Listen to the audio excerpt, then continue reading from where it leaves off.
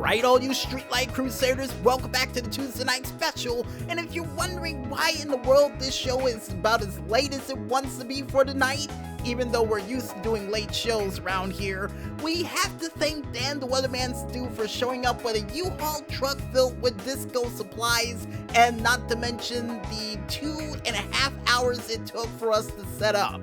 And I can only imagine how long it's going to take for us to clean all of that up. So with that to look forward to, folks, I think it's about that time for us to go into one of my favorite parts of the show. That's right, ladies and gentlemen, none other than the Indy Report, which is me giving you guys 2 news stories followed up by local concert information from local artists performing in a local area live near you.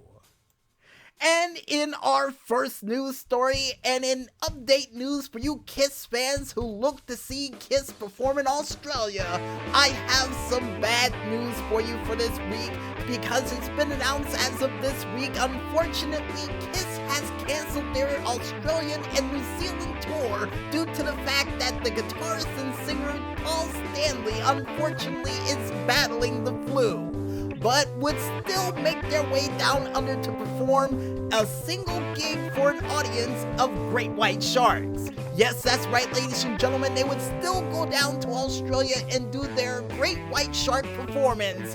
And unfortunately, only 8 people would show up, and the rest of them would be people on other boats who would be listening in to this very concert that unfortunately had no sharks in attendance. And a lot of people believed, and I think I believe as well, if Paul Stanley was there, the Sharks would have definitely showed up, especially with how awesome he is on that guitar. Because you can't deny the power of the Star Child. And the kicker about this concert, folks, is that the only people who paid were the 8 people on the boat with Kiss. Everybody else who was driving around the marina, but around the marina for the other boats would be onlookers and bystanders on other boats who attended this concert for absolutely free. So yeah, even though you got only 3 members of Kiss, you were able to see a free Kiss concert if you brought your own boat. So in this case, it's a little case of BYOB for that. And for any of you out there who wants to check out how cool this concert was, or what happened, or what songs they decided to sing during this said concert, you can head on over to the YouTube page of one man only known as Kiss Army Rocks to check it out for yourselves. And as a little bit of other update news for you fans out there for Kiss, it's also been announced that there is more than 70 new dates on the trek for their farewell tour, including North America, South America, Europe, and even a tour down in Japan in December. So yeah, make sure you head on over to consequencesofsound.net to pick up tickets for any parts of the leg of their journey for their final farewell tour before they go away forever. Or at least for another 6 months, because apparently every single time Kiss say they're breaking up, they reunite and then they break up again. Seems like a pattern. But besides that, folks, in other news, or more or less up, down news, despite Commissioner and leader of Up, Down, Austin Creed, unfortunately on his off-season due to his ankle injury, it looks like someone was able to step up to the plate to challenge Solis Senpai for her Up, Down championship in the form of the Swiss Superman himself, Big Tony Big Swiss, aka Cesaro, to step up to the plate to challenge against Solis Senpai, and the commish making it official. And for anybody who's wondering out there, the game of choice for this title defense would be none other than Mario Kart. And yes, they did race on Rainbow Road for the title defense, a part of the big tour that they decided to do for the title defense too. So yeah, in my opinion, pretty cool to see Cesaro and Becky Lynch playing Mario Kart for the Up, Down championship, and I can't wait to see what other game will be on the line for a title defense in the near future. And hopefully one of the people I see going for that belt is the Space Cat Athena herself, Everly! but only time can tell for that. And on the side of all of that, folks, get well, Austin Creed, and we can't wait to see you back in the ring and back where you belong, helping out the New Day in the future.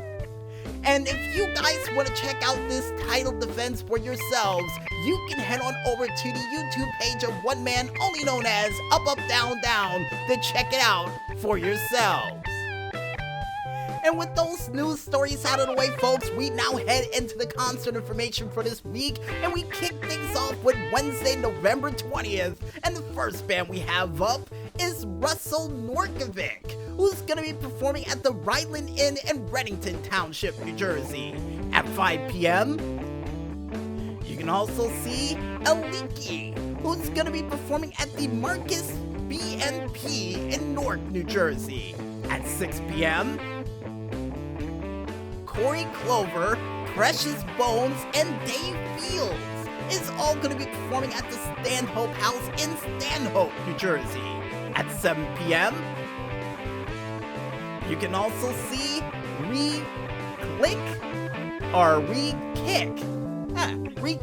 who's going to be performing at the John Lee in New York, New York, at 8 p.m. with a name that I got a feeling that has a couple letters missing, but to move on from that, folks, you can also see Mark Mayer and Mark Mayer's Music, who's both going to be performing at the Westbrook in Boundbrook, New Jersey, at 8 p.m. And to finally wrap it up for Wednesday night, you can see Mary Bird, who's going to be performing at the Dublin Pub in Morristown, New Jersey, at 8 p.m. And on Thursday, November 21st, you can see these following bands performing in a local area near you live. Tiffany Doucet is going to be performing at the Blue Morel Restaurant and Wine Bar in Morristown, New Jersey, at 7 p.m. DJ Remixer JRS is going to be performing at the 46th Lounge in Towata, New Jersey, at 7 p.m. Mike Rocket, Nick Clemens, Rory DeLasno, and Billy Mack is all going to be performing at the Crossroads in Garwood, New Jersey, at 7 p.m. DJ Remixer JRS is going to be performing at the 46th Lounge in Towata, New Jersey, at 8 p.m. A repeat performance in less than an hour. Not bad. But besides repeat performances, folks, the next band we have up is the I-287 classic rock duo, who's going to be performing at the Washington House in Basking Ridge, New Jersey, at 8 p.m. And to finally wrap it up for Thursday night, you can see Richie G one-man band, who's going to be performing at the Sunset Bar and Grill in Lincoln Park, New Jersey, at 8 p.m.